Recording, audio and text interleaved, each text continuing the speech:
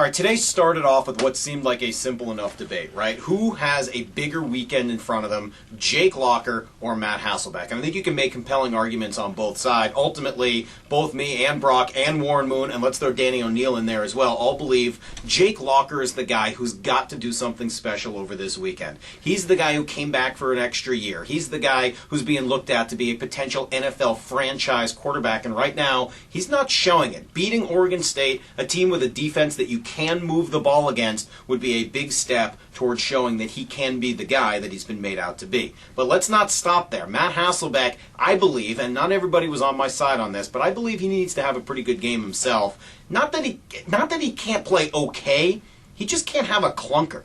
I think he's had 2 clunkers so far this year, 1 good performance and 1 somewhere in between. If he has a 3rd clunker out of 5 games, at what point do you start hearing the calls for a backup quarterback who the team traded legitimate draft picks for and signed for some legitimate money? Eventually, they will make a move, I believe, if Matt doesn't get it together and play the game that I think he is still capable of playing. So we'll find that out, obviously, on Sunday. Of course, right before we got out of here, I think pretty big, significant breaking news. Larry Stone of the Seattle Times reporting that Bobby Valentine was notified by the Mariners that he is no longer a candidate for their managerial job. I think that is very surprising. I would assume at some point over this weekend we will find out why, and I would guess by next week we will find out who the next manager of the Mariners is. We'll talk to you guys on Monday.